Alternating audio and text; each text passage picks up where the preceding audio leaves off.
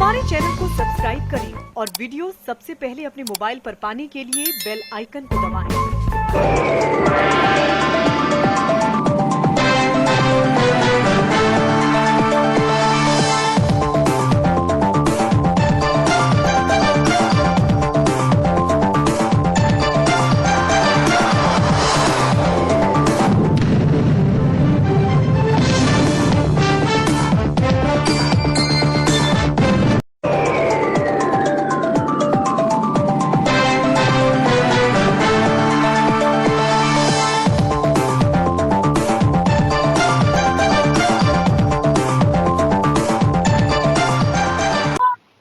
नमस्कार, मैं हूं अनिल वर्मा शेखर। रात के 10 बजे हैं और ये समय है बिग बुलेटिन का। बिग बुलेटिन में आज राजनीतिक चर्चा करेंगे और चर्चा पर चलने से पहले आज के पैनल में शामिल मेहमानों से आपका परिचय करा दें। आज भारतीय जनता पार्टी से डॉक्टर मुकेश सिंह राठौर हैं, भाजपा के वरिष्ठ नेता, बीएन कॉलेज के प्राचार्य, भाजपा का पक्ष रखेंगे। और कमालगंज से भाजपा के नेता मुक्त बोध पालीवाल, ये भाजपा का पक्ष रखेंगे। समाजवादी पार्टी से अनिल गंगवार हैं। अनिल गंगवार जी समाजवादी पार्टी के कायमगंज विधानसभा क्षेत्र के अध्यक्ष हैं, पार्टी के वरिष्ठ नेता हैं, कायमगंज सपा का पक्ष रखेंगे। और कांग्रेस से सुमन तिवारी जी, वो कांग्रेस के अध्यक्ष हैं और कांग्रेस के युवा नेता वरुण त्रिपाठी हैं, कांग्रेस का पक्ष रखेंगे। और इधर चुनाव आ रहे हैं और पार्टियां अपने कार्यकर्ताओं को हर तरह से संतुष्ट करने में लगी। खासतौर से भारतीय जनता पार्टी में पिछले काफी दिनों से कार्यकर्ताओं को, नेताओं को संगठन और सरकार में समायोजित किया जा रहा है। अभी लगभग 1 दर्जन नेताओं को क्षेत्रीय स्तर की जो प्रकोष्ठ हैं उनमें सह संयोजक की जिम्मेदारी दी गई और आज 96 नेताओं को पार्टी के पद मिले हैं। वे नेता जो पद और पदाधिकारी बनने का ख्वाब देखते थे, उन्हें पद मिल गए। पार्टी में पद लुटाए जा रहे हैं, रेबी की तरह बांटे जा रहे हैं और 96 घरों में बहार सी आ गई है, शहनाई बज रही है। पास पड़ोसी, नाते रिश्तेदार व्हाट्सएप पर शुभकामनाएं दे रहे हैं। फेसबुक पर बधाइयों का तांता लगा है, पुराने फोटो लगा करके शुभकामनाएं दी जा रही हैं। क्षेत्रीय अध्यक्ष और प्रदेश अध्यक्ष को शुभकामनाएं दी जा रही हैं। जिला अध्यक्ष रुपेश गुप्ता को शुभकामनाएं दी जा रही हैं कि बड़ा पद मिला है। तो ये बहार सी आ गई है। फेसबुक पूरा आप समझिए 96 नेताओं की शुभकामनाओं से, 96 नेताओं के की पोस्ट से, शुभकामनाओं की पोस्ट से भरा पड़ा है और शुभकामनाओं के संदेश दिए जा रहे हैं नेताओं को। और लग रहा है कि बड़ी उपलब्धि है ये पद मिल जाना। ये इस तरह की शुभकामनाओं के मतलब ये होता है। और ये चुनाव से पूर्व के पद, ये 22 प्रकोष्ठ हैं और 22 प्रकोष्ठ नुमा दूसरे संगठन है जिन्हें विभाग कहा गया है। और अजीब गरीब से नाम है, चुनावी नाम भी कह सकते हैं आप इन्हें, जिनके संयोजक और सह संयोजक बनाए गए हैं। अभी तक ये व्यवस्था थी कि प्रकोष्ठों के संयोजक ही बनाए जाते थे, कमेटी गठित नहीं की जाती। लेकिन इस बार संयोजक भी बनाए गए हैं, एक एक दो दो संयोजक सह संयोजक भी बनाए गए हैं, मतलब कमेटी का स्वरूप भी दिया गया है प्रकोष्ठों को। तो ये पूरा दृश्य है आज जब से ये क्षेत्रीय कमेटी ने सूची जारी की है पदाधिकारियों की, कि फेसबुक पर बिल्कुल बहार सी आ गई है। आप समझिए, जाहिर सी बात है कि 96 नेताओं की पोस्ट पड़ी हो, उन पर लोग शुभकामनाएं दे रहे हो, फोटो लगी हो कि भाई अपने भी दो साथी हैं, युवा मोर्चा के पूर्व अध्यक्ष अजीत महाजन, उन्हें विधि प्रकोष्ठ का संयोजक बनाया गया है। अमित पाठक है, शासन के निर्वाचित अध्यक्ष रहे हैं, उन्हें सांस्कृतिक प्रकोष्ठ का संयोजक बनाया गया है। तो ये बहार सी है और आप समझ सकते हैं कि किस तरह से व्हाट्सएप पर शुभकामनाओं का तांता लगा है, लोग शुभकामनाएं दे रहे हैं। लेकिन जो मीडिया और सोशल मीडिया का जो फर्क है, वो आज दिखाने के लिए हम लोग ये बुलेटिन भी कर रहे हैं और खबर भी कर रहे हैं। सोशल मीडिया का मतलब यही कि आप अपनी फोटो डाल लें और संदेश लिख लें और उस पर आपके ही सहयोगी समर्थक लिखने लगे भाई शुभकामनाएं, बहुत बड़ी उपलब्धि है। लेकिन हमने जिस तरह से विश्लेषण किया है इस समिति का, तो उसकी वानगी आप देखेंगे तो ये लगेगा कि वास्तव में रेवड़ी की तरह पद बांटे गए। पात्रता का भी ध्यान नहीं रखा गया है। शुरुआत करें, नगला दीना में एक ठेकेदार है ब्रजेंद्र अग्नोत्री मामा के नाम से उन्हें जानते हैं लोग। ब्रजेंद्र अग्नोत्री मामा को जिससे हम जानते हैं लंबे समय से, पांडे जी के घर के पास रहे, दैनिक जागरण के जो ब्यूरो चीफ रहे, और तब से हम उनको जानते हैं, नगला दीना में वो भी रहते हैं। तो वो ठेकेदारी का उनका व्यवसाय रहा, उनके यहाँ नेमप्लेट भी लगी रही। कभी कदार भाजपा के किसी प्रकोष्ठ के पदाधिकारी एक बार शायद वो पहले भी रहे, और वो बुद्धिजीवी प्रकोष्ठ के संयोजक बन गए। बुद्धिजीवी प्रकोष्ठ के संयोजक बन गए। ये इसी प्रकोष्ठ में संयोजक बनी है श्रीमती सरिता साक्य, बसपा के नेता रहे शैतान सिंह साक्य की पत्नी है। शैतान सिंह साक्य बुद्धिजीवी नेता थे, जाहिर सी बात है, प्राचार्य रहे, और कई बार विधायकी का सांसदीय का चुनाव लड़े। लेकिन सरिता साक्य गृहिणी हैं, और बुद्धिजीवी वाली जो योग्यता है, कैटेगरी है, उसमें वो नहीं आती। अभी जो जिला पंचायत का चुनाव हुआ है, उसमें उन्होंने अपने पुत्र अवनीश साक्य को चुनाव लड़ाया था। अवनीश साक्य पूरी तरह से चुनाव हारे, और हारने का उपहार ये हुआ कि सरिता साक्य को भी, सरिता साक्य को बुद्धिजीवी प्रकोष्ठ में बनाया गया है सह संयोजक, और अवनीश साक्य को कार्यालय आधुनिकीकरण विभाग ये बनाया गया है, कार्यालय आधुनिकीकरण विभाग, उसका जिला संयोजक बनाया गया है। मतलब चुनाव हारने के बाद में दो पद मिल गए। हम और आगे बढ़े हैं। एक नर्सिंग होम के संचालक हैं विनोद अग्नोत्री, उन्हें व्यवसायिक प्रकोष्ठ का जिला संयोजक बनाया गया है। डॉक्टर रजनी सरियन के नर्सिंग होम में कार्यरत उदय बाथम बुनकर प्रकोष्ठ के संयोजक बनाए गए हैं। ये एक नेता है जातीय संगठन के, जो अक्सर नेताओं के होर्डिंग लगवा देते हैं मुफ्त में, और जिला अध्यक्ष के बराबर उनका भी फोटो लगता है। उन्होंने होर्डिंग लगवाने के एवज में उन्हें आर्थिक प्रकोष्ठ का संयोजक बनाया गया है। आर्थिक प्रकोष्ठ अभी जो जिला पंचायत का चुनाव निपटा है, उसमें बड़ी चर्चा के साथ सपा के नेता जगपाल सिंह भाभी के भाई यशपाल सिंह यादव को शामिल किया गया था। उनकी पत्नी ने चुनाव लड़ा था, जो कमालगंज 6 नंबर की सीट है, वो पूरी तरह से हारे थे। यशपाल यादव को भी नवाजा गया है, उसी आर्थिक प्रकोष्ठ में सह संयोजक बनाया गया है। कमालगंज में अमित राजपूत हैं, जिला पंचायत के सदस्य हैं, और उन्हें बनाया गया है शिक्षा शैक्षिक संगठन नाम का प्रकोष्ठ बनाया गया, उसका बनाया गया। पता ये लगा कि उनका कोई स्कूल है, हालांकि 2-3 साल से बंद पड़ा है, ये भी हमने सूचना वहाँ से कलेक्ट की है। तो ये तमाम सी जानकारियां हैं जो आ रही हैं, और विभिन्न तरह की जानकारियां। एक राम किशोर सैनी हैं, सभासद, उनकी पत्नी सभासद हैं, भाजपा के नगर मंत्री रहे हैं, और उनकी पत्नी नामित सभासद हैं। उन्हें खोमचा और ठिलिया वालों का के नाम से एक प्रकोष्ठ बना दिया गया, उसका जिला संयोजक बना दिया गया। कोई खोमचा ठिलिया दूर दूर तक लेना देना नहीं। तो इस तरह से पद बांटे गए हैं। तो जाहिर सी बात है कि जब पद बांटे जाएंगे, जान पहचान के लोग होंगे, तो कहीं ना कहीं चर्चा उसकी होगी। तो ये चीजें, ये दृश्य निकल करके सामने आए हैं कि किस तरह से लोग बनाए गए हैं। ब्रजेंद्र अग्नोत्री मामा बुद्धिजीवी प्रकोष्ठ के संयोजक बनाए गए हैं, और आर्थिक प्रकोष्ठ में बनाए गए हैं कैसे कैसे लोग हैं। जो यशपाल सिंह यादव जो बनाए गए हैं, जो अभी जिला पंचायत चुनाव में हारे हैं, उन्हें बना दिया गया है। और इस तरह के लोग बनाए गए हैं। और कई नाम इस तरह के हैं, कायमगंज की कई महिलाओं को शामिल किया गया है।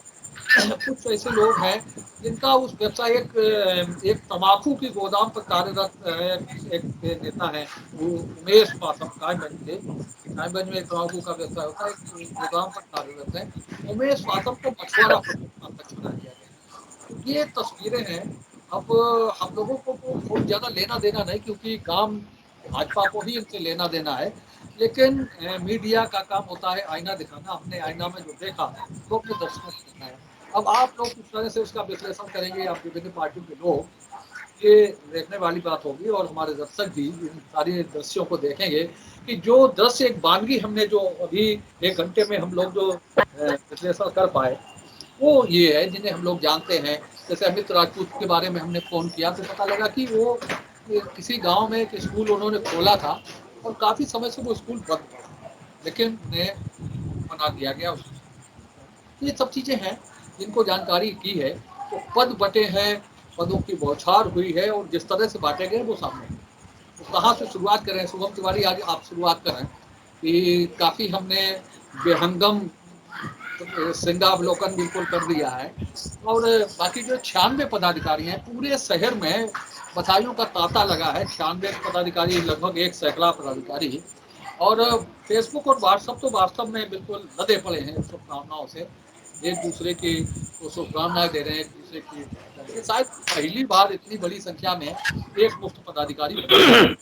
तो निश्चित रूप से जहाँ कार्यकर्ता होंगे, जहाँ नेता होंगे, वहाँ पद भी होंगे, और पद होंगे तो पदाधिकारी भी होंगे। यही स्थिति भारतीय जनता पार्टी की।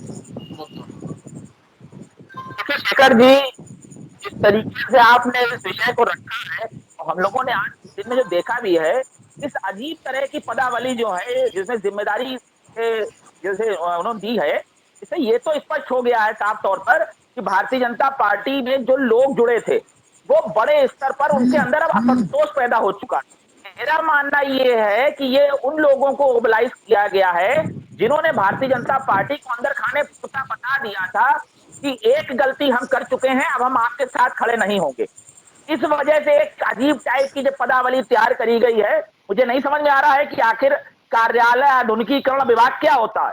अरे साहब, कार्यालय प्रबंधन तो समझ में आता है, और इतना आधुनिक कार्यालय मोदी जी ने पहले ही बनवा के दिया हुआ है। अब क्या उसे ताजमहल बनाना है? आधुनिकीकरण विभाग, उसमें भी संयोजक सह संयोजक, ठीक है साहब, आपको अपने कार्यकर्ताओं को रोकने के लिए जो करना पड़े आप करिए। इस बात से आज जो हम लोगों के बीच में एक मैसेज आ रहा है, ये साफ हो गया है कि भारतीय जनता पार्टी के अंदर एक अंतर कलह है, एक बड़ा धड़ा अब भारतीय जनता पार्टी से किनारा करना चाहता है। तो उसको मोबिलाइज करने के लिए ये जो एक नए तरीके की खिचड़ी फैलाई गई है, मुझे नहीं लगता कि आप भी इतने साल से पत्रकारिता कर रहे हैं, ये जो विभाग हैं, इन विभागों की व्यवस्था आप नहीं समझ पाएंगे। क्या होगा इन विभागों का? खोंचा ठिलिया प्रकोष्ठ, अच्छी बात है, इन 4 सालों में खोंचा ठिलिया लगाने वाले लोगों के साथ जो ज्यादतियां हुई हैं, उस पर आप अगर पहले कुछ कार्रवाई करे होते, जिनका पुलिस ने उत्पीड़न किया है, उस पर आपने कुछ नहीं किया। चुनाव आने का हुआ तो आपने उसका एक प्रकोष्ठ ही बना डाला साहब। ठीक है भाई, भारतीय जनता पार्टी है, कुछ नया करती रहती है, लेकिन यहाँ पर एक जिजुत्स है, संयोजक संयोजक, ये सब जो एक लॉलीपॉप की तरीके से बांटा है। अब तो ये खुल के कहा जा सकता है कि जब असंतोष भारतीय जनता पार्टी के जिले के विधायक के द्वारा उठाया जाएगा, फिर तो कहने में कहीं लाज की बात ही नहीं रह गई है। जब स्वयं विधायक जी कहते हैं कि पीएम आवास योजना में भ्रष्टाचार है, जब विधायक जी ये भ्रष्टाचार की पुनरावृत्ति को खोल रहे हैं कि यहाँ भ्रष्टाचार हो रहा है हमारी सरकार में, वो भी प्रधानमंत्री आवास योजना में अपात्रों को जो है आवास मिल रहे हैं, तो जब इस तरीके के भ्रष्टाचार हो रहे हैं तो कहीं ना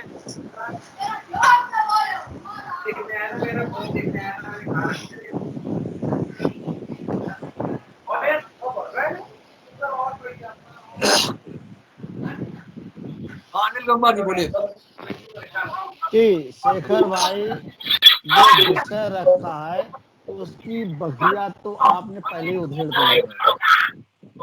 और जिस प्रकार से इन लोगों ने अपने प्रकोष्ठ बनाए हैं, अच्छी बात है, पार्टी है और पार्टी में प्रकोष्ठ होने चाहिए, लेकिन दो प्रकोष्ठ पर मुझे बड़ा अचंभा लगता है।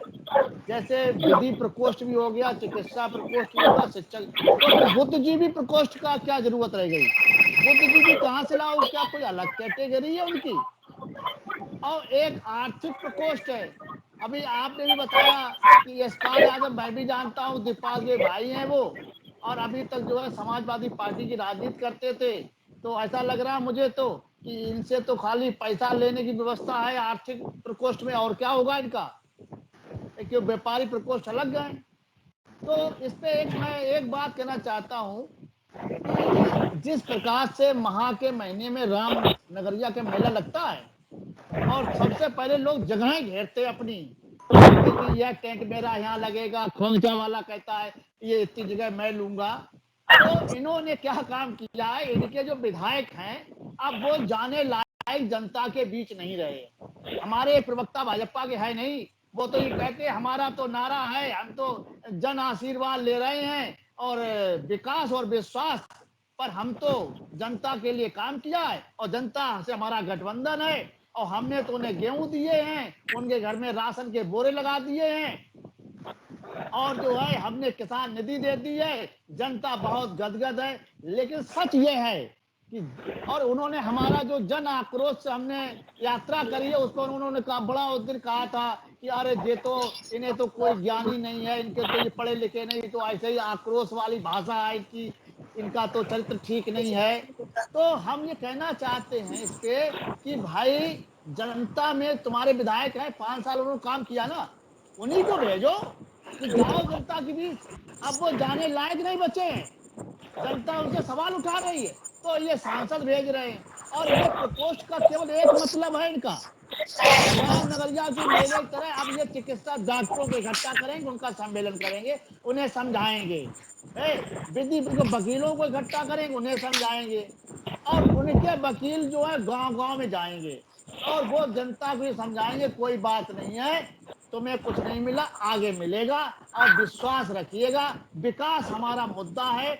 लेकिन जब भी हम विकास की बात कर देते हैं कि हमें कोई एक, हमने 12 से 17 के बीच में 2.5 घाट का एक पुल बनवाया जिसकी लागत लगभग 90 करोड़ रुपए थी। हमें एक काम ये 90 करोड़ का गिना दे, 50 करोड़ का गिना दे, तो विकास का तो उन्होंने कुछ किया नहीं है। हाँ, 5-5 किलो बेचारे गरीबों को गेहूं दे दिया है और उनसे कहा तुम यहीं टिके रहो, आगे मत बढ़ो, क्योंकि अगर तुम्हारा विकास हो जाएगा, डेवलप हो जाओगे तो तुम सोचने लगोगे और हमारी सरकारें फिर नहीं बनाओगे। इसलिए यही विकास है इनके लिए, यही विश्वास है जनता का और जनता का विश्वास इन्हें पता है हट चुका है।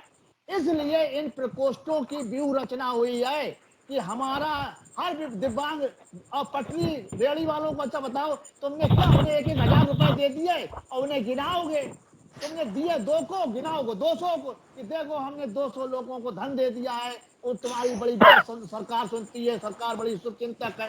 केवल ये संदेश भेजने का एक तरीका है और इनका कोई मकसद नहीं है। विधायकों की छवि बिल्कुल खत्म हो चुकी है, वो जनता के बीच जाने लायक नहीं बचे हैं, इसलिए अब ये इनका मेला सज रहा है। वरुण त्रिपाठी।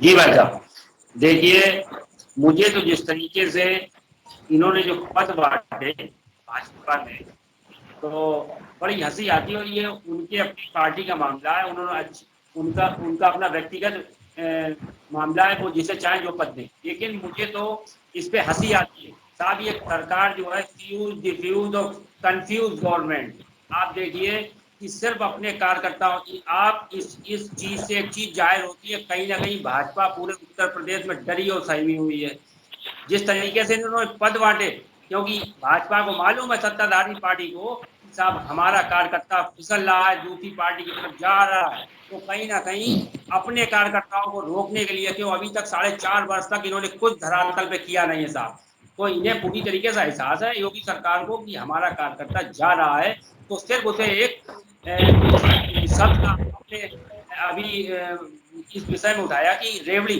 तो ये पद नहीं है साहब, रेवड़ी की तरह बांटे। आप देखिए नर्सिंग होम में एक पढ़ा लिखा व्यक्ति जो नर्सिंग होम चलाता है साहब, उसे व्यापार प्रकोष्ठ आप दे रहे हैं, आपके जो होर्डिंग लगवा रहा है आपकी पार्टी के साथ, आप उसे आर्थिक प्रकोष्ठ दे रहे हैं, और स्कूल जिसका बंद है साहब उसे शिक्षा व्यवसाय की पूरी सब कमान दे रहे हैं। तो आप ये बहुत हंसी का पात्र जिस तरीके से ये संगठन इन लोगों ने बनाए हैं, रेवड़ी खोंचा वाला, आपने गरीबों के लिए साहब क्या किया? कुछ नहीं किया। 4.5 वर्ष तक सिर्फ उनका शोषण किया, गेहूं के नाम पे साहब उन्हें ठगा, कहीं कुछ उन्हें 2000 रुपए किसान निधि के नाम से साहब, आपने तो पूरे उत्तर प्रदेश ही नहीं हिंदुस्तान के गरीबों मिडिल क्लास वर्ग को आपने साथ चूस लिया है, सिर्फ उन्हें आपने गुमराह किया है। और आने वाला 2022 जिस तरीके से इन्होंने झूठा प्रोपेगेंडा जो फैला के अपने कार्यकर्ताओं को रोकने का जो कुचक्र रचा, आने वाला 2022 इनका करार जवाब देगी जनता उत्तर प्रदेश। वाली जी शेखर जी, हमारे विरोधी दल के लोगों ने जिस तरीके से हमारे इस दल परिवार के ऊपर जो आरोप और प्रत्यारोप लगा रहे हैं, हमारे परिवार में इतनी बड़ी संख्या में नेता हैं, तो हमने इस काम का बंटवारा के रूप में, ये संयोजक के रूप में, सह संयोजक के रूप में जो दायित्व दिया है, इससे हमें जन जन की जो समस्याएं हैं, उन समस्याओं को के निराकरण के लिए ये संयोजक और सह संयोजक बनाए गए, ताकि हर विभाग के हर प्रकार के व्यक्ति के पास हमारी भारतीय जनता पार्टी की जो योजनाएं हैं, वो योजनाओं का लाभ उनको दिलवा सके। जैसे रेहड़ी वाले की बात करते हैं, तो हमने रेहड़ी वाले को 10,000 रुपए का लोन दिया, और जिस रेहड़ी वाले ने 10,000 रुपए का उस लोन को विधिवत रूप से जमा कर दिया है, उसके ऊपर ऑटोमेटिक उसके पास सूचना पहुंच चुकी है कि अब अगली बार में आपको 20,000 रुपए का लोन उठाने का अधिकार आपको दे दिया गया है। ये लोन पूरा जमा होते ही आपको 20,000 रुपए का लोन मिल जाएगा। तो जिसकी बात साफ होती चली जाएगी। इस तरीके से भारतीय जनता पार्टी ने ये उदाहरण मैंने आपको दिया है। हम कार्यकर्ताओं का समायोजन कर रहे हैं, क्योंकि हमारे पास टीम है। हम टीम से काम के बंटवारा जिस तरीके से हम लोगों ने किया है, उससे हमारा हमने जो सब योजनाएं बनाई हैं, उन योजनाओं का लाभ पहुंचाने के लिए ये सभी प्रकोष्ठों पर इस तरीके का फोकस देते हुए हमने कार्यकर्ताओं का समायोजन किया है। ये एक अद्वितीय तरीके से हमने लोगों की समस्याएं निपटाने के लिए ये कार्यक्रम प्रदेश स्तर पर नहीं, ये राष्ट्रीय स्तर तक ये कार्यक्रम अपनाया जा रहा है और कार्यकर्ताओं को समायोजित किया जा रहा है। वकील साहब बोलो क्या, रवि जी? जी हाँ, जी हाँ। बोलिए। ये जो आज बंटवारा हुआ है, ये पूरी तरीके से बीजेपी के भय के वातावरण को सिद्ध कर रहा है। बीजेपी बुरी तरीके से भय के दौर में घुस चुकी है, और इसीलिए ये इस तरीके के 96 लोगों को जो पद दिए गए हैं, वो केवल इसीलिए दिए गए हैं कि किसी भी तरीका से 100 आदमी जुड़ जाएं, और 100 आदमी किसी तरीके से 150-200 आदमी जोड़ लें। अभी हमारे बीजेपी के प्रतिनिधि ने कहा है कि ये जो पदाधिकारी बनाए गए हैं, ये जन जन की समस्याओं के निस्तारण के लिए बनाए गए हैं। अरे भाई, जब 8 महीने 10 महीने चुनाव के रह गए हैं, तब आपने जनता की समस्याओं के निराकरण के लिए 96 आदमियों की, ऐसे 96 आदमियों की टीम बनाई है, जो कि कोई खोमचे वाले हैं, कोई जिनके स्कूल बंद हो चुके वो हैं, कोई नर्सिंग होम वाले हैं। तो भैया, जो आदमी अपने धंधे पानी में लगा हुआ है, वो जन जन की समस्याओं का निराकरण क्या करेगा? और 6 महीने अब आज आपने कमेटी बनाई है, वो अपना कार्यक्रम जब तैयार करेगी, उसको कुल मिलेंगे 4-6 महीने। इन 4-6 महीनों में जनता की समस्याओं का क्या आप निराकरण करेंगे? 4.5 साल आप बैठे रहे चुपचाप। अब आपको, क्योंकि आपको दिखाई पड़ने लग गया, आपके अंदर भय व्याप्त है, आपको पूरी तरीके से ये मालूम है कि अब हमारी सरकार जाने वाली है, तो उन्होंने कहा भैया किसी तरीका से जो भी हो, जैसा भी आदमी मिले उसे जोड़ ले। अभी आपने कहा कि ठिलियों वालों को 10-10 हजार रुपए दिए। आप फरक्काबाद जिले में ये बता सकते हैं कि मैंने कितने ठिलिया वालों को 10-10 हजार रुपए दिए? उनके नाम पता के साथ अगर आप बताते तो ये मालूम पड़ता कि हाँ, कुछ आपने काम किया। कह देने से कुछ नहीं होता है कि हमने हजारों कुंटल गेहूं गरीबों को बांट दिए। किस गरीबों को मिले? और ये तो हम और पूरा उत्तर प्रदेश की बात छोड़िए, पूरा देश जानता है कि किस तरीके से केवल नारे दे नारे और नारों के पे बीजेपी गवर्नमेंट आश्रित है। और उसी की तरीके से ये जो नया प्रोपोगंडा चलाया गया है, इतने 96 लोग बनाए गए, ये सब बेकार की बातें हैं, इससे कुछ नहीं होने वाला है। डॉक्टर मुकेश सिंह जी। बैंक ने लोन दिया है भैया उन्हें, ऐसा नहीं कि हमने दिए हैं। आपने नहीं दिए, आपने बैंक ने लोन दिए, उनको आप बतलाइए कि ये 10 आदमी 20 आदमी 50 आदमी है। आगे बढ़ने दीजिए। हाँ डॉक्टर मुकेश सिंह जी।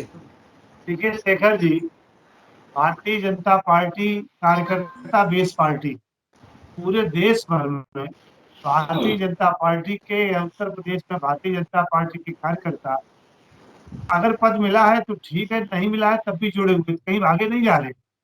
आप देखते थे भारतीय जनता पार्टी के कार्यक्रमों में कहीं कार्यकर्ताओं की कमी पहले भी नहीं थी और आगे भी नहीं। ये जो प्रकोष्ठ हैं, ये प्रकोष्ठ आज नहीं बने, ये प्रकोष्ठ भारतीय जनता पार्टी में बहुत पहले से हैं और उनकी संरचना भी होती और उनको पहले से बनाया भी जाता।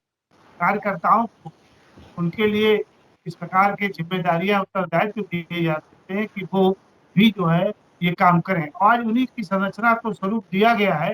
हमें तो लगता है कि हमारे जो मित्रगण हैं विपक्षी, इनको गरीब आदमियों से बड़ी छेड़ है, इनको बड़ा वो है कि साहब गेहूं बट गया, क्यों बट गया गरीबों। आपको नहीं मालूम कि 45 लाख लोग ऐसे थे जो मारे मारे घूम रहे थे, जिनको हमने जाकर के बिना कोई एड्रेस प्रूफ, बिना, अगर कोई बाहर से आया प्रवासी है मजदूर, तो उसको भी हम लोगों ने कहा कि इसको राशन मिले, और मिल रहा है आज राशन। आज गांव में गरीब आदमी को भोजन मिल रहा है, इसमें आपको दिक्कत क्या? आप हमें बताइए कि आप कहते हैं विशेषज्ञ नहीं बनाए, आप हमें बताइए कि 39 लाल बत्ती की गाड़ियां सफाई खड़ी होती थी, क्या वो सब विशेषज्ञ थे पूरी सरकार चलाने की? या हमको ये बता दीजिए कि कांग्रेस में प्रियंका गांधी, राहुल गांधी, सोनिया गांधी ही केवल सरकार चलाने की विशेषज्ञ हैं और कोई पूरी पार्टी में ऐसा नेता नहीं है जो उत्तर प्रदेश के मुख्यमंत्री का दावेदार बन जाए या देश में प्रधानमंत्री का कोई दावेदार बन। भारतीय जनता पार्टी का कार्यकर्ता काम करना चाहता है और काम कर रहा है, पहले भी करता था। अगर उसको किसी तरीके से जो है किसी प्रकोष्ठ या मोर्चे का उत्तरदायित्व दिया गया है तो आपको क्या परेशान? आप अपनी पार्टी के लोगों को पढ़ाइए। आप कहते हैं जोड़ दिया और जोड़ेंगे, तो जोड़ने के लिए तो बनाया ही, इसलिए बनाया है कि वो पार्टी की रीति नीति और उसके काम को जनता तक पहुंचाएं और बताएं। जन आशीर्वाद हम ले रहे हैं, आप क्यों नहीं ले रहे? आपको क्या दिक्कत है? हम तो जन आशीर्वाद मांग रहे हैं और हमको मिल रहा है और आगे भी मिलेगा और पहले भी मिलता रहा, तो आपको क्या दिक्कत? आप भी जन आशीर्वाद लीजिए भाई। आप अगर आपने विपक्ष में रह के कोई काम किया होता तो जनता आपको देती। आप तो केवल बलात्कार के पीछे मारे मारे घूमते रहे, आप मर्डर के पीछे मारे मारे घूमते रहे, कभी आपने सरकार को सही सलाह नहीं दी कि क्या होना चाहिए क्या नहीं होना चाहिए। आप केवल सरकार के लिए जो भी बिल आए उनका विरोध करने का काम आपने किया, कभी आपने कोई सही सलाह नहीं दी, सदन में चर्चा नहीं होने दी। हमको ये लगता है कि अब इन लोगों को लगता है कि अब भारतीय जनता पार्टी पूर्ण बहुमत की सरकार आ रही है, इस प्रकार की ऐसी बात करते हैं कि भाई व्याप्त है, जन आक्रोश है। नहीं है, आप गाँव में घुसिएगा देखिएगा, कोई जन आक्रोश नहीं है। आज गरीब आदमी खाना खा रहा है, आराम से रह रहा है, उसको रोटी कपड़ा मकान की व्यवस्था है, इसमें क्या दिक्कत? और भारतीय जनता पार्टी का कार्यकर्ता अगर समायोजित है तो कार्यकर्ता ही तो समायोजित है। कोई भी ऐसा व्यक्ति नहीं बनाया गया जो पार्टी का सदस्य न हो, चाहे वो बुनकर प्रकोष्ठ का बनाया गया हो, चाहे बुद्धिजीवी प्रकोष्ठ का बनाया गया हो, चाहे आर्थिक प्रकोष्ठ का बनाया गया हो। भारतीय जनता पार्टी का कार्यकर्ता अगर समायोजित किया गया है तो आपको क्या दिक्कत है? आप अपने कार्यकर्ताओं को समायोजित करिए। आप इससे ज्यादा, हमने 96 बनाए हैं, आप 200 बना लीजिए, 500 बना। आपके पास कुछ है ही नहीं, बनाएंगे क्या? अगर आपके पास हो तो आप बनाए। आप उंगली उठा रहे हैं, उनको बोल रहे दीजिए, हम आपका ही जवाब दे रहे हैं। आप तो जिला पंचायत में भी बहुत दावा करते थे, हम लड़ाएंगे, हम सब जीत जाएंगे। आप सब जगह दावा करते हैं, तो आपको ये बताइएगा, आपके पास कार्यकर्ता हो तब तो आप बना लेंगे। आप चुनाव लड़ता है तो सड़कों पर गाड़ियां दौड़ती, गाँव में घुसती तक नहीं है आपकी। तो इसलिए इस प्रकार की बातें किसी पार्टी के बारे में करना अच्छी बात नहीं है। हम अपनी व्यवस्था कर रहे हैं, हम अपनी व्यवस्था करिएगा, और हम अपनी नीतियों के आधार पर चलते हैं, कार्यकर्ताओं को समायोजित कर रहे हैं। इसमें आपको कोई ऑब्जेक्शन होने का हमें लगता सवाल नहीं उठता। आप भी अपनी पार्टी को आगे बढ़ाने की बात करिए, इसमें कोई बात नहीं है। भारतीय जनता पार्टी करोड़ों कार्यकर्ताओं की पार्टी है, उनकी करोड़ों कार्यकर्ता है, उसको समायोजित करने का काम है, अपने समय के हिसाब से करती है, वो कर रही है, इसमें आपको कोई आपत्ति होनी नहीं चाहिए। हाँ बोलिए सुन। देखिए, ये एक बात की बड़ी खुशी है, अभी आदरणीय भारतीय जनता पार्टी के प्रवक्ता ने जो बात बोली है, मुझे खुशी है कि भाजपा ने माना, खुले मंच से माना कि जनता में गरीबी है। इस विकास की इतनी बड़ी ये आप ही लहर की बहने वजह के बाद, आप ही की वजह से महोदय, राजीव गांधी कह गए कि 100 रुपए भेजते हैं तो गांव तक 3 रुपए पहुंचते हैं, भाई 97 रुपए खा लिए जाते हैं। आपकी करोड़ों लाखों क्षमता करोड़ों रखी। का आपने घोटाला किया है केंद्र में बैठ अरे करके, साहब, ये वही गरीबी है। नहीं है, अब गरीबी सोचते ही नहीं। अब तो आप और और आपके दो वाला जवाब है, वो पूरा देश ही खा लिया है साहब। अब ये आप सुनिए, मैं देखिए आपकी ना, बात का जवाब, आप जो स्वीकार करते थे कि हम भेजते हैं वहां आप तक सुन पहुंचता ही लीजिए, नहीं है, आज गरीबों के आप खातों में सुन पैसा पहुंच रहा है, तो आपको दिक्कत क्या है? और रही बात सदन में चर्चा करने की, चर्चा से भागने की, तो आप बुद्धिजीवी वर्ग से आते हैं, मैं आपका बहुत सम्मान करता हूं। सुप्रीम कोर्ट ने अभी 2 दिन पहले अपने जो वर्डिक्ट में कहा है कि जिस तरीके से वर्तमान काल में सदन में बिल पास हो रहे हैं, ये कहीं ना कहीं संवैधानिक तौर पे बहुत गलत है। ये मैं नहीं कह रहा, ये माननीय सुप्रीम कोर्ट की टिप्पणी है भारतीय जनता पार्टी की सरकार के ऊपर कि जहां बिना चर्चा के बिल पास हो रहे हैं, जिन बिलों की वजह से आज देश में किसान परेशान है, बेरोजगारी बढ़ गई, हर वर्ग परेशान है, ये मैंने नहीं कहा है, सुप्रीम कोर्ट ने कहा है। किससे कराएं?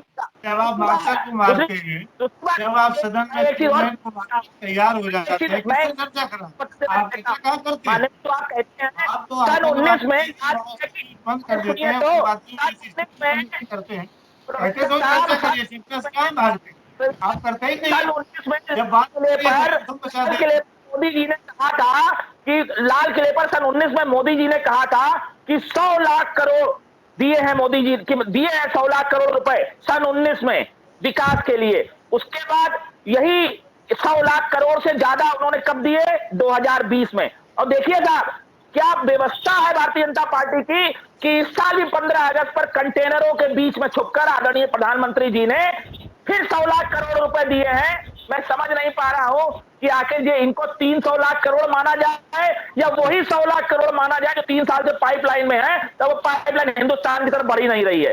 देखिए, अब बहुत सी चीजें खुल चुकी हैं। आज अगर देखिए, मैं कह रहा हूं के आधार पर कह रहा हूं, जो व्यक्ति देश का पैसा लेकर गया उसको एनओसी भारतीय जनता पार्टी की सरकार में मिली है। इस विकास का ढिंढोरा पीटने वाली सरकार में मिली है। आप पदों का सृजन इसलिए कर रहे हैं, आप पदों का सृजन इसलिए कर रहे हैं मान्यवर, क्योंकि अब आपके पास नए जुड़ने के लिए लोग तैयार नहीं हैं, और जो जुड़े हैं वो टूट, इसलिए लॉलीपॉप दी जा रही है कि साहब जुड़े रहो, सामान बचा रहे। नहीं, आपको वो मिस कॉल लिस्ट निकालनी पड़ेगी, भारतीय जनता पार्टी को मिस कॉल लिस्ट निकालनी पड़ेगी। लेकिन मैं कांग्रेस की तरफ से एक बात कहता हूं, मुझे बड़ा खुशी है कि अब जिस तरीके से विभाग बांटा गया है, जैसे किसी को जो है स्वास्थ्य विभाग दिया गया है, अब अगर लोहिया हॉस्पिटल में कोई किसी मरीज को कोई असुविधा होती है तो कहीं ना कहीं भारतीय जनता बता दिया है कि अब विपक्ष को सवाल किससे पूछना है। अब विधायक से नहीं पूछना है, जिला अध्यक्ष से नहीं पूछना है, उस व्यक्ति से पूछना है जिसको स्वास्थ्य व्यवस्था की जिम्मेदारी दी गई है। मैं अगर ठीक कह रहा हूं तो बता दीजिएगा। भारतीय जनता पार्टी 4 साल में पॉलिसी पैरालाइज पर काम कर रही थी, मालूम ही नहीं था किस तरीके से विभाग बंटने हैं। आज ये प्रकोष्ठ बना के बांटे हैं। मैं उम्मीद करता हूं कि जहां व्यवस्थाएं खराब हैं, जहां भ्रष्टाचार फैला हुआ है, शायद आपका ये प्रकोष्ठ और ये लोग शीघ्र अतिशीघ्र इस पर जनता को कुछ लाभ पहुंचाएं। अन्यथा हम आपको विश्वास दिलाते हैं कि जिन लोगों को आपने जिम्मेदारी दी है उनको हम आपके सामने दोबारा लाएंगे इस डिबेट के सामने, और तब सच्चाई पे आएंगे में आपके सामने सवाल पूछा जाएगा। अनिल जी शेखर भाई, अभी पिछली डिबेट में मैंने कहा था कि शिक्षा, चिकित्सा एक ऐसे अहम जो जीवन से जुड़े हैं, इनसे जीवन है। आज इन्होंने चिकित्सा प्रकोष्ठ का संयोजक बनाया, अभी तक क्यों नहीं बनाया? चिकित्सा में कितने सुधार हुए, मैंने ये प्रश्न किया। कितने लोगों को दवाइयां सही से मिल पाई, कितने लोगों का सही से इलाज हो पाया, आपका आयुष्मान कार्ड कितने लोगों को मिला, क्या कोई आंकड़ा है आपके पास?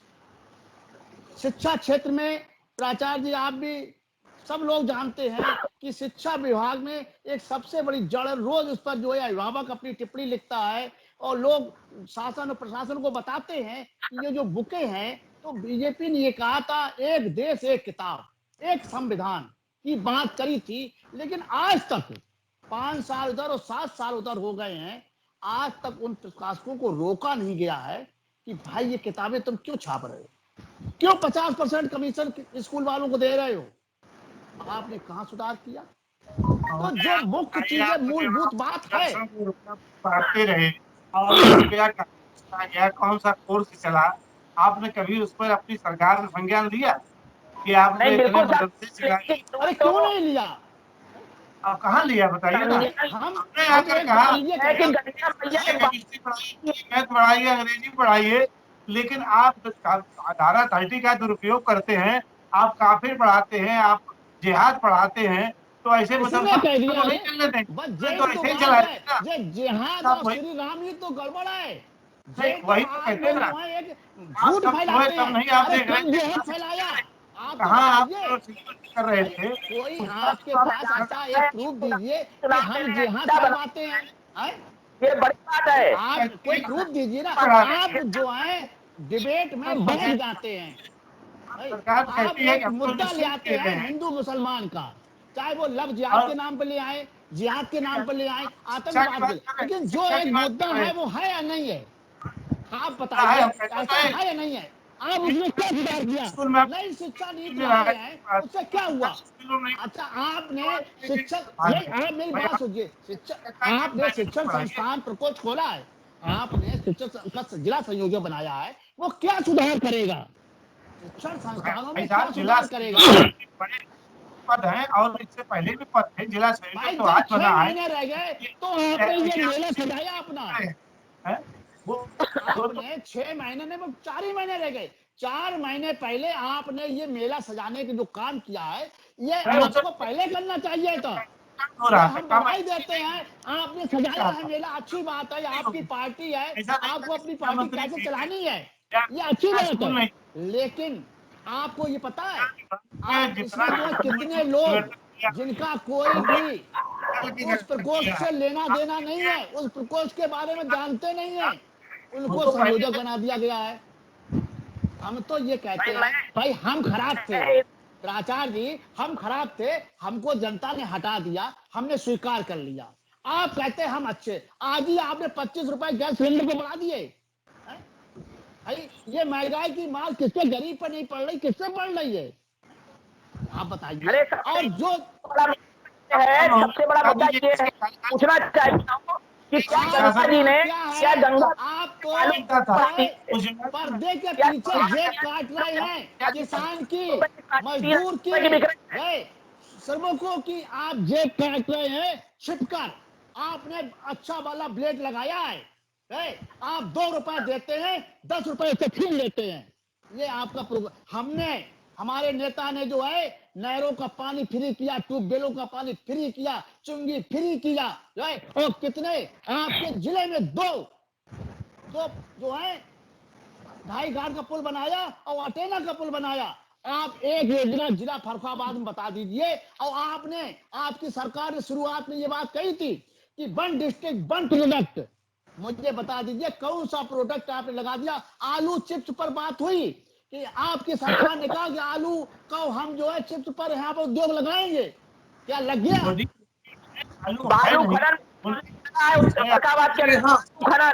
और पूरा जो है जल्दी से वरुण बोलो, हाँ 1 मिनट वरुण सुन लो, हाँ जल्दी बोल वरुण जी बोलिए। जी भाई साहब, देखिए 4.5 वर्ष तो वर्तमान सरकार शांति से बैठे रही और ये कहते हैं साहब जनता की समस्याओं के लिए साहब ने ये संगठन और ये प्रकोष्ठ साहब तैयार किए, तो कहीं ना कहीं ये पूरी तरीके से उत्तर प्रदेश की जनता को ठगने और छलने वाली सरकार है। आप देखिए ये कहते हैं साहब, हमारे वरिष्ठ भाजपा के साथी पेंशनर साहब बैठे हैं, मैं उनका बड़ा आदर और सम्मान करता हूँ कि साहब उन्होंने भी कहा कि कार्यकर्ताओं की साहब कमी नहीं थी। तो मैं अपने वरिष्ठ साथी से पूछना चाहूंगा क्या 2017 से पहले साहब इनके पास कितने विधायक थे? इनके साहब गुरदक्षिणा के साथ कार्यक्रम के संगठन के आरएसएस में साहब कितने होते थे? साहब वहां भीड़ नहीं जुटा पाते थे, तो सिर्फ ये कहीं ना कहीं सिर्फ पूरी उत्तर प्रदेश सरकार वो जनता को साहब मूर्ख बनाने का तरीका है।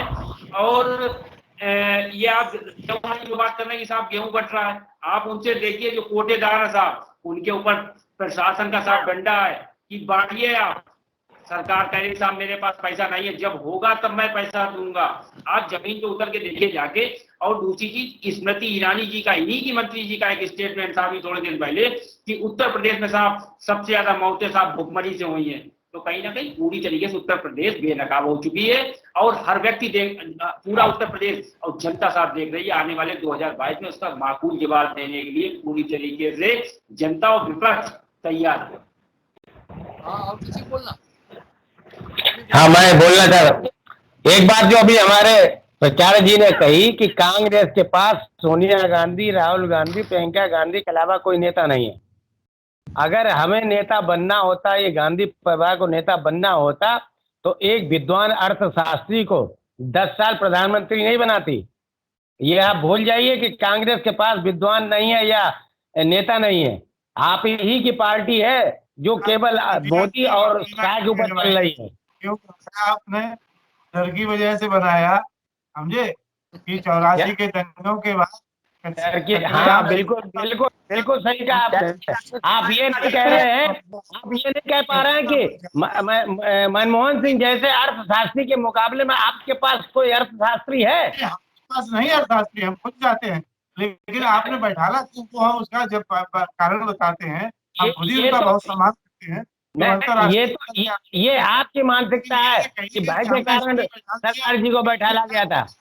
सरदार जी को जब ये दंगा हुआ था उसके बाद भाई गांधी के कारण ये प्रकोष्ठ बना दिए आपने, भाई के कारण प्रकोष्ठ बनाए गए कि सरकार जा रही है। ये तो निश्चित है। अब ऐसा है कि हमारे भाजपा जाति कह नहीं सकते, माननीय मोदी जी भी उनसे कहीं ना कहीं बैकडोर से ज्ञान लेते हैं, लेकिन वो सार्वजनिक रूप से इस चीज को स्वीकार नहीं कर पाएंगे कि साहब उनसे साहब वो ज्ञान लेते हैं। तो ये अलग विषय है, इसमें छिपाने की कोई बात नहीं है। अगर कोई विद्वान आदमी है विपक्ष में तो उससे परामर्श लिया जाता है। ये हमारा पहले का परंपरागत बात है कि डॉक्टर मनमोहन सिंह साहब अच्छे अर्थशास्त्री, उनसे परामर्श लेने में कोई खराब बात नहीं। ये कहाँ हम छिपाते हैं, हम तो खुद ही कहते हैं। हम तो आप सबसे लेते हैं जिसके पास हो जाता है, ऐसा नहीं है। चलिए, बुलेटिन की आज की बहस को यहीं समाप्त कर रहे हैं। आज की बहस में भाग लेने के लिए डॉक्टर मुकेश सिंह जी का, अनिल गंगवार जी का, पालीवाल जी का, शुभम तिवारी का और वरुण त्रिपाठी का, रवि द्विवेदी का बहुत बहुत धन्यवाद। हम कल फिर मिलेंगे नए विषय को लेकर, एक नई बहस को लेकर। तब तक के लिए इजाजत दीजिए। शुभ रात्रि। उम्मीद है आपको हमारा ये वीडियो, ये खबर पसंद आई होगी। आप इसे लाइक करिए, अपने दोस्तों के साथ शेयर करिए और हमारे चैनल को सब्सक्राइब करिए।